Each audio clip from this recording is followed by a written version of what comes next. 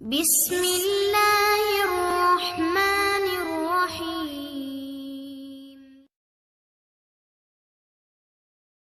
کائنات میں 3 پانی ایسے ہیں جن میں شفا ہے۔ سب سے پہلے زمزم، دوسرا بارش کا پانی، میرے آقا کا دل مبارک جو دھویا گیا، عرش سے تھال لایا گیا سونے کا، عرش سے بھی پانی لایا جا سکتا تھا، لیکن جو جبریل نے آ کے سرجری کی، حضور کا قلب مبارک تھال میں دھویا، وہ پانی زمزم تھا۔ پہلا پانی کائنات کا، دوسرا پانی بارش کا پانی، جس میں میرے کملی والے کا فرمان کہ شفا ہے۔ بس حضور نے فرما دیا، حق اور سچ ہے۔ مجھے اب تحقیقات مل جائیں، ریسرچ مل جائے، ٹھیک ہے، نہ ملے، میری تحقیق ریسرچ میرے یقین کو کمزور نہیں کر سکتے۔ میرے لیے میرے آقا کا فرمان کافی ہے۔ اور تیسرا پانی ہے وضو کے بعد کا۔ وضو کے بعد 3 گھونٹ پانی شفا ہے۔ بارش کے پانی کو جمع کریں، اسے زندگی کا ساتھی بنائیں، اسے محفوظ رکھیں۔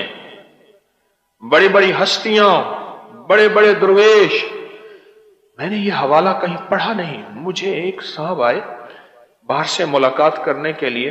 اللہ نے تسبیح خانے کا نظام تو پوری دنیا میں پھیلا دیا، پورے عالم میں پھیلا دیا، 216 ملک جزیروں سمیت جہاں تسبیح خانے کا نظام اور آواز اللہ نے پھیلا دی ہے۔ ایک صاحب مجھے باہر سے آئے، مجھ سے کہنے لگے جب سے آپ کی بارش کے پانی کی برکت میں نے سنی ہے، جب سے سنی ہے، میں نے بارش کا پانی، ہمارے ہاں بارشیں بہت ہوتی ہیں یورپ میں، اور بارش کا پانی میں نے استعمال کیا ہے۔ کہا میں نے اپنی کتاب میں پڑھا تھا، وہاں نیوٹن جو سائنسدان تھا وہ بارش کا پانی ہی پیتا تھا اور کوئی پانی نہیں پیتا تھا، اور اس کے علاوہ بڑے بڑے سائنسدان۔ پھر اگلی بات عجیب کہی، کہا کہ جو یہاں ہمارے ملک کے مذہب کے جو روحانی پیشوا ہیں، لام میں روحانی پیشوا جو مذہب کے بڑے ہیں، جیسے ہمارے روحانی پیشوا ہوتے ہیں ایسے ان کے مذہب کے، کہا وہ روحانی پیشوا صرف بارش کا پانی پیتے ہیں اور کوئی پانی نہیں پیتے۔ ان کا عقیدہ ہے کہ بارش کے پانی سے کشف ہوتا ہے، آنکھیں بند کر کے کائنات کو دیکھ لیتے ہیں، آنکھیں بند کر کے کسی کا دل پڑھ لیتے ہیں، آنکھیں بند کر کے زمین کے اندر دفن کیے ہوئے خزانوں کو دیکھ لیتے ہیں۔ کیوں؟ میرے کملی والے نے فرما دیا بارش کے پانی میں شفا ہے۔ بس ختم۔ وہ شفا رزق میں، وہ شفا صحت میں، وہ شفا برکت میں، وہ شفا آنکھوں میں، بینائیوں میں، وہ شفا ذہن میں، حافظے میں، وہ شفا گردوں جگر میں، وہ شفا دل دماغ میں، وہ شفا عافیت اور صحت میں، بس شفا ہے۔ اور بارش کے پانی میں شفا، یہ جو شفا ہے نا، ایک بہت وسیع اس کے مفہوم ہے۔ گھر کا سکون، زندگی کا چین بھی شفا ہے، آپس میں محبت پیار بھی شفا ہے، الفت مودت اور رزق میں برکت یہ بھی شفا ہے۔ یہ برکت کے متلاشی بارش کو بھی نہیں چھوڑتے، برکت کے متلاشی بارش کے پانی کو پیتے بھی ہیں، پکاتے بھی ہیں، پکانے میں، کوکنگ میں، آٹا گوندنے میں۔ بارش کا پانی، بارش کا پانی، بارش کے پانی میں زندگی کی راحت ہے، سکون ہے۔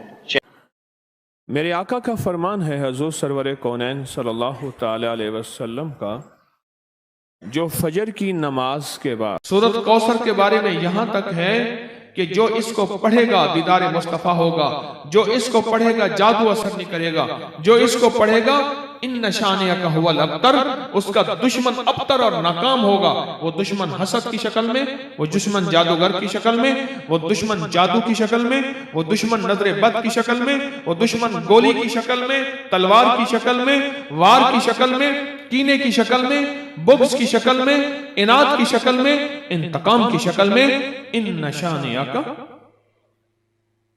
ابتر۔ ایک تسبیح یا باقی پڑھ لیا کرے۔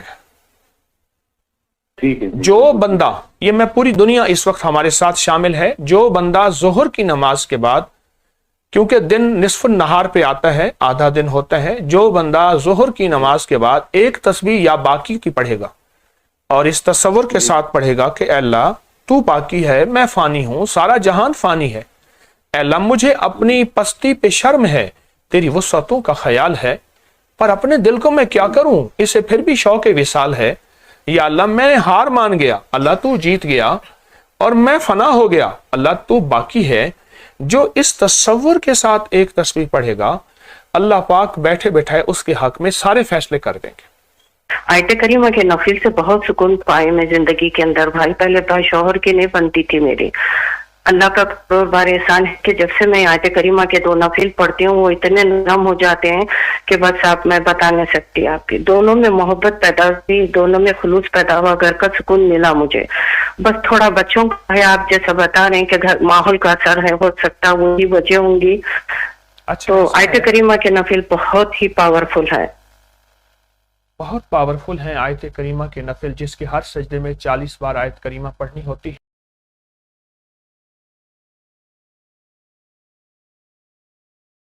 ایک جو آپ کا عمل جو آپ نے بتایا تھا کہ 32 ٹائمز سورہ قدر پڑھ کے نئے کپڑوں کے اوپر وہ چھڑک دیں اور وہ استعمال کریں، پہنتے وقت پہلا کلمہ پڑھے نا، وہ تو جو 32 سورہ قدر ہے نا وہ میں نے شاور کے اندر پڑھ کے رکھ دی ہوئی پانی کے اندر نا، تو وہ میرے سارے کپڑوں کے اوپر اب میں چھڑکاؤ کرتی ہوں۔ اس سے پھر یہ ہوتا ہے کہ اتنے اچھے قیمتی کپڑے ملنا شروع ہو گئے ہیں کہ جس کا میں گمان بھی نہیں کر سکتی تھی کہ یہ کپڑے میں خرید بھی سکتی ہوں۔ یہ تو اب آپ نہ عورتوں کو نہ بتاتی ہیں عمل۔ کہتے ہیں اگر یہ وظیفہ میاں پڑھے گا تو بیوی مرید ہو جائے گی، بیوی پڑھے گی تو میاں مرید ہو جائے گا۔ نہ میں نہیں بتاتا، لیکن بتا دو۔ وہ کہتے ہیں وَكَفَى بِاللَّهِ وَلِيًّا وَكَفَى بِاللَّهِ نَصِيرًا، یہ جو پڑھے گا کتنا پڑھے گا؟ ابھی فون آتے ہیں، میری کزنیں سب پوچھتے ہیں اپنی بہن کو کیا بتایا، کیونکہ بہن کا شوہر مرید بن گیا، بہت بگڑا ہوا تھا، مرید بن گیا ہے۔ کتنا پڑھا؟ کھلا پڑھا؟ لو بھائی میں نے پوچھتا ہوں کتنا پڑھا، کہہ رہے جتنا مرید بنانا ہو۔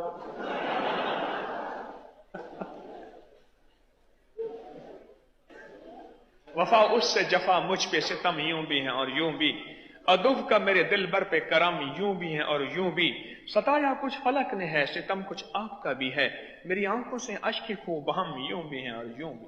اچھا پھر کہتے میں علاقے میں مشہور ہوں، جس کا کوئی گھر کا مسئلہ مجھ سے رابطہ کرتا ہے، اور آپ ان کو یہی بتاتے ہیں وَكَفَى بِاللَّهِ وَلِيًّا وَكَفَى بِاللَّهِ نَصِيرًا۔ چلو آج پوری امت کی نیت کر کے ہم ایک دفعہ پڑھتے ہیں، پڑھیں وَكَفَى بِاللَّهِ وَلِيًّا وَكَفَى بِاللَّهِ نَصِيرًا۔